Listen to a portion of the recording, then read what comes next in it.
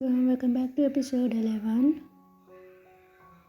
Thanks, POV. So, are you not going to talk about it? I asked as we drove home, addressing what happened earlier with Jungkook. JK, about what? His tone was casual, but I sensed defensiveness. I didn't know you had a fear of the heights. JK, I don't. He replied. Then what happened back there? JK, I don't know. Could we not talk about it, please? His upset tone made me drop the subject. The night grew colder, fog enveloping the road. An idea struck me. That's it. I've got a name for my cat. Jungkook glanced at me. Misty. I'm going to call her Misty. JK, let me. And what do you think is good name for a cat? JKD. Never mind. I asked the wrong person. I cut him off when we arrived home. Mystic welcomed me instantly. After some pleading, I convinced Jungkook to let her roam the house. You are so cute. I hugged her. From now on, we are calling you Misty. She mewed in approval. Say hi to Jungkook. He had a bit of scare. Today, I extended her towards him, but he groaned, uninterested. Last chance before we call it a night. Are you sure you're fine? I asked. JK, actually, no. I might need to sleep with you on your bed. Joked. Got it. You are well and healthy. Good night, Mr. Jeon. JK, Mr. Jeon. They call my dad Mr. Jeon, he protested as I retreated to my room. The venue was gloriously decorated, ironic for the charity event, dressed up for the mannequin. I felt out of place while Jungkook mingled with business elites. I should be home reading, not stuck in the room full of wealthy and power. Nice mask, a man. A voice interrupted my thoughts. I turned to see a man taking a seat beside me. Thank you. Yours is impressive too. He removed his mask. Mr. Alexander Young, CEO of Skylark Airlines. Why was I seated among the world's wealthiest when my biggest asset was my book collection and cat? Have we met before? You seem familiar, he asked. I don't think so, sir. Perhaps not, he mused. Surprisingly, I enjoyed our conversation despite our different worlds. We share similar outlooks, hobbies, and even music taste. Was I getting old? Jungkook entered the room with Andrea. The accent of his calling triggered a realization. Jungkook had spent the night with her. Shouldn't I be happy for him? Then why did I feel dissatisfied? As dinner began, I excused myself to wander the gallery. My eyes landed on a painting of two figures reaching for each other's spirited. Something about it must deeply familiar. JK, you like that, huh? Jungkook's voice startled me. It's not bad. I said, JK, I like it too. Are you planning to bid on it? JK, maybe. Where is Andrea? JK, what about her? She is your date, isn't she? JK, you are my plus one tonight. Technically, that's you. Jungkook clarified. I glared at his lips, scolding myself for remembering that absurd Ferris wheel moment. It was just an accident or the novels I have been reading. You shouldn't say things like that. I want JK boy. It's inappropriate. JK, inappropriate. How? He challenged.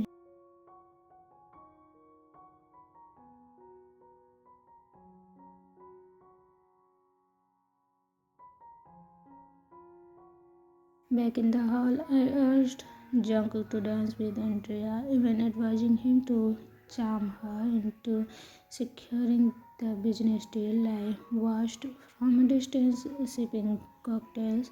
Why aren't you dancing? Mr. Young asked. Hey, I could ask you the same. He gestured to his ring. I'm married. Hey, where is your wife? Somewhere else. She is not fan of these events. After a few more exchanges, he asked, what business are you in? I laughed. None. I'm just a butler, temporarily filling as an ex- executive assistant from whom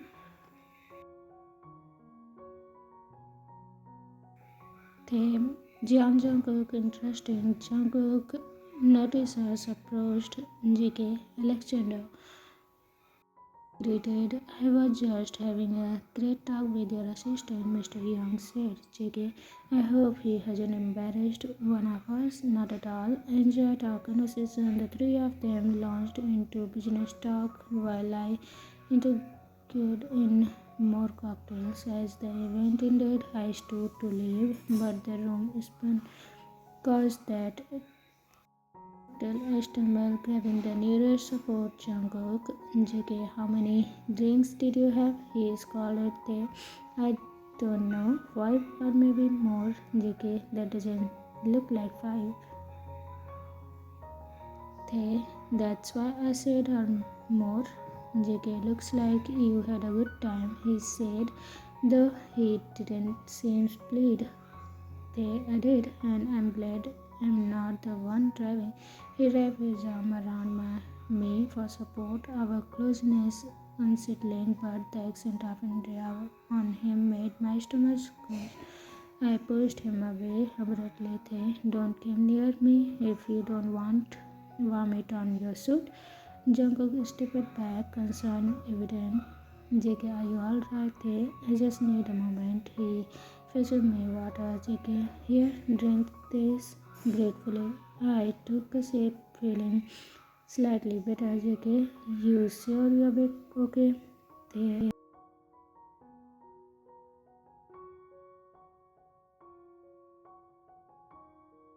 Mr. Young is surprisingly enjoyable to talk to, I said, trying to keep things light. JK, oh yeah, it must have been a very stimulating conversation, Jungkook said, laced with sarcasm. What do you mean by that, JK? He must have taken a liking to you, and why would that be? JK, that's talk that he is not interested in women. I scoffed. I certainly didn't get that impression, JK, because you are too naive sometimes. The rumors shouldn't be accepted as truth without proof. Reputations in common in business, I argue, JK, but still they came from somewhere. India's lingering perfume annoyed me. Frustrated, I rolled down the window for fresh air.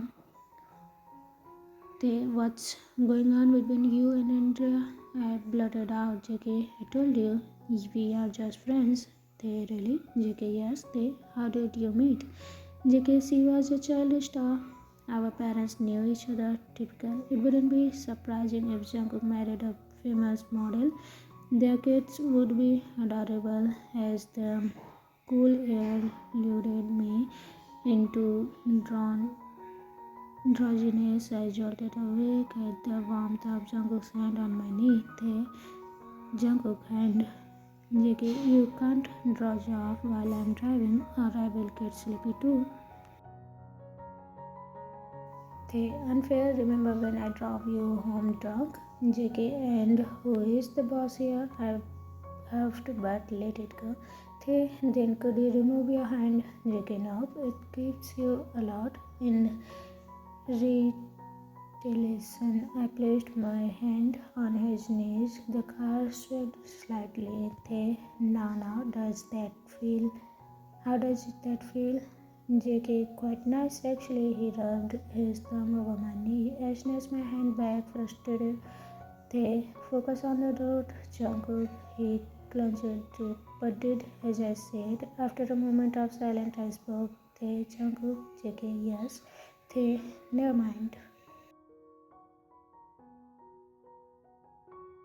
JK Bullsick, you can't just call my name and say never mind. I was thinking about the person. JK, you bid on something. The black cat painting. JK, you have terrible taste. It reminded me of Misty, and it's for a good cause. And JK, God, I thought you were going to say Mr. Young made an indecent proposal or something. Yeah, that's it. I lied. Time escape. I was at my desk when Janet screamed, "Hey, what now?" I sighed. "Have you seen this?" She shoved her phone at me, Indra. And Jungkook is standing close, his hand on her waist. Yes, I said nonchalantly. Andrea is huge, fifth most followed celebrity and a pre-med student at university. Talk about a queen. They impressive, I admitted. And they look good together. Think they are dating. They not sure, but they do compliment each other. Before she could press further, the phone rang. The financial time. Once a statement on jeon Group's future, the called said, I frowned.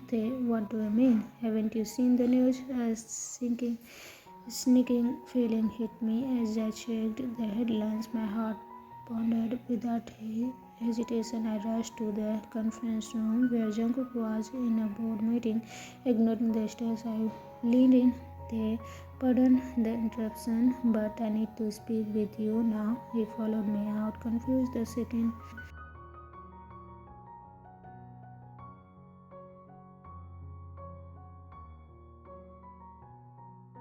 His face paled without thinking. I pulled Jungkook into a hug. His words was about to turn upside down.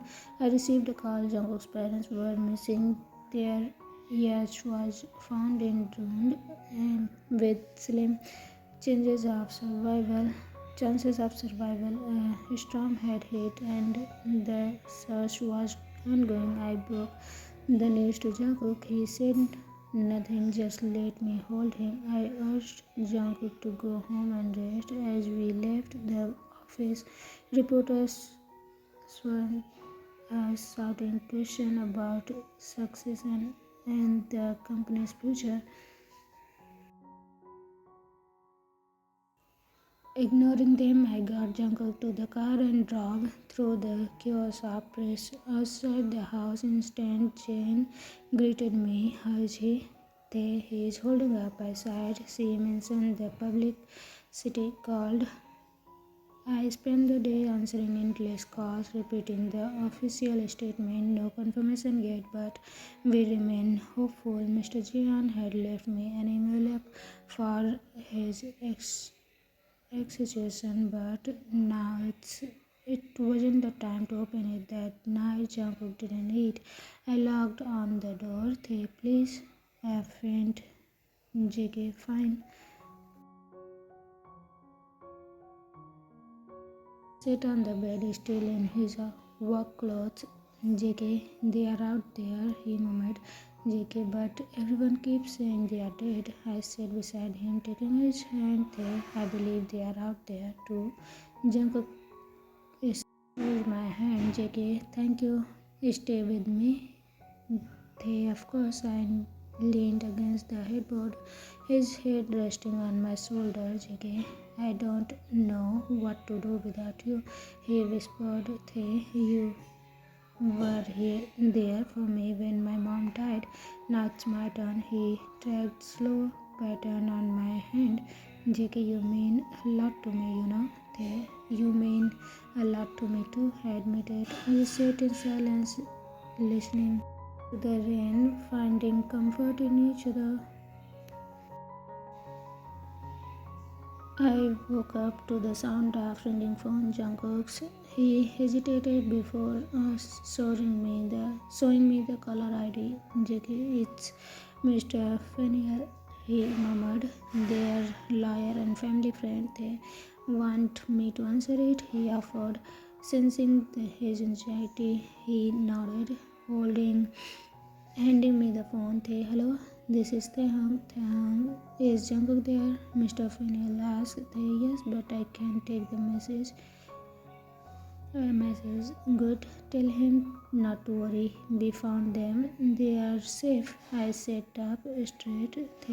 You mean Mr. and Mrs. Jeon? Yes. Rescuers found them on a nearby island. They are being.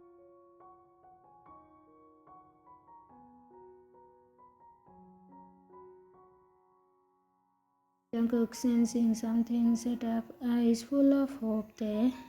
They are okay, I whispered, pulling Jungkook into a hug before passing him the phone. He clenched it tightly, listening to Mr. Fennel, and as I quickly left the room on the news, I watched the live coverage.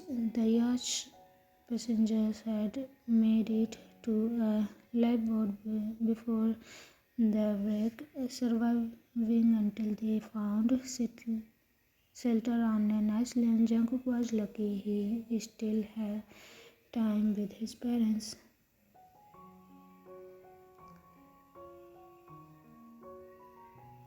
Time escaped. The Jeon returns home unharmed but exhausted. I resumed my role as head butler, taking calls and managing the household. Jungkook, however, distanced himself, going to work without me. We barely saw each other except at meals. One afternoon, the doorbell rang. It's you. Nice to see you again, Mr. Young greeted cheerfully. Wow, you really are a butler. Nice to meet you too, sir. Here to see Mr. Jeon, he nodded. As I led him to the office, he amused. Huh? That was almost my son's name. Guess I will go with my alternative now. I smiled but said nothing, continuing with my task. Later, another visitor arrived, someone from the museum, delivering two paintings from a recent occasion. One was Jungkook's, another mine. While moving my framed artwork, I struggled up under its weight. Need help? Mr. Young asked, appearing just in time. No, it's fine. You are clearly struggling. Let me reluctantly I let him assist. Together we carried it to my room. What's the painting of? He asked. A black cat. It reminded me of my pet.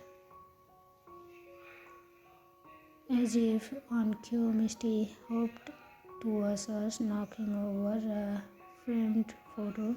I will get it, Mr. Young offered, picking it up. He glanced at the image. My mother. She is lovely. You take after her. I swelled down the family arrest. Yeah, she was. As I walked him to the door, he grinned. If you ever want a career change, let me know. I have got a spot for you. I clenched. I will think about it. After dinner, Jungkook and I was summoned to Mr. Jeon's office. The atmosphere was heavy, familiar. Taehyung, Mr. Jeon began. Thank you for keeping things in order. Your support for my son hasn't gone unnoticed. I am glad I could help. I replied, turning to Jungkook. He continued, Mr. Jeon, you handled things well. I'm proud of you. Jungkook nodded. JK, I did what I could. Taehyung was a great support. His glance made me look away. Mr. Jeon, now that I'm back, I will personally guide you in the business. Mr. Jeon said then to me, Mr. Jeon, Taehyung, you will resume your full-time role as a head butler. You have the rest of the day. Clear out your office. I expected this, but still it stung. They understood, sir. Jungkook was dismissed first, but before I could leave, Mr. Jeon stopped me. Mr. Jeon, have you opened the envelope I left for you? I shook my head. I didn't think it was the right time. He hesitated. Then sighed Mr. Jeon, never mind, everything is in order. As I left, I couldn't shake the feeling that he had more to say but chose not to. But what did it matter? It, I was just the butler. Mr. Jeon has instructed me to open an envelope only if something happened to him. Was sealed and stored in one of his drawers. To be continued. The next episode, maybe you're going to see Taekook's love confession. I hope you will enjoy it. So see you again. Bye bye.